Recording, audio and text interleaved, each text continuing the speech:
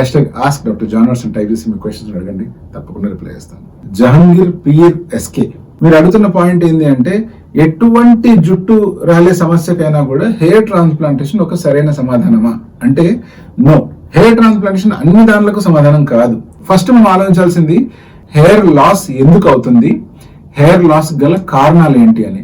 Suppose hair loss అనేటువంటిది simple nutritional కారణాల వల్ల, అంటే మీరు టైంకి తినకను, లేదా మీ లైఫ్ స్టైల్ కారణాల వల్ల, అంటే టైంకి నిద్రపోకను, విపరీతమైన స్ట్రెస్ ఉండడం వల్లనో, ఈ కారణాల వల్ల కనుక మీకు హెయిర్ లాస్ అవుతుంది అనుకోండి. అటువంటప్పుడు ఈ కారణాలని ఐడెంటిఫై చేసి వాటిని కనుక కరెక్ట్ చేసుకున్నట్లయితే ఆటోమేటిక్గా ఒక 3 to 4 months ఆర్ 6 months పీరియడ్లో మళ్ళీ హెయిర్ గ్రో అవుతాయి.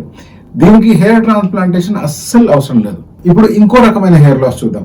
సపోజ్ మీకే కనుక హెయిర్ లాస్ ఏదైనా డిసీజ్ వల్ల అవుతుంది అనుకుందాం. ఫర్ ఎగ్జాంపుల్ పెయిన్ కొరకుడు కావచ్చు, లేకపోతే ఐరల్ ఏమైనా చిన్న కురుపులు మాటికి ఫామ్ అవుతూ ఉన్నాయి, ఆ కురుపుల వల్ల హెయిర్ లాస్ అవుతుంది అనుకోవచ్చు.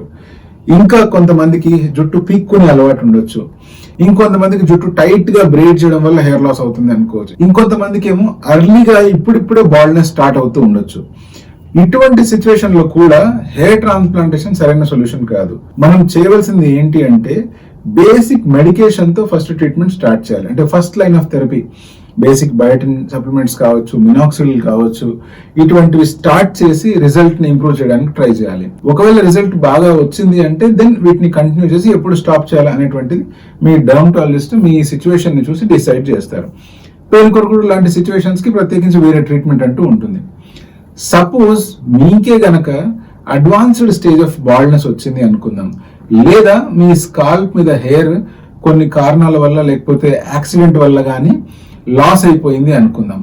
అటువంటి సిచ్యువేషన్ లో జస్ట్ మెడికేషన్స్ ద్వారా ఎటువంటి ఉపయోగం ఉండదు. కాబట్టి అప్పుడు ప్రత్యేకించి హెయిర్ ట్రాన్స్ప్లాంటేషన్ చేసుకుని మళ్ళీ మీరు లాస్ అయిన జుట్టుని గ్రో చేసుకోవచ్చు.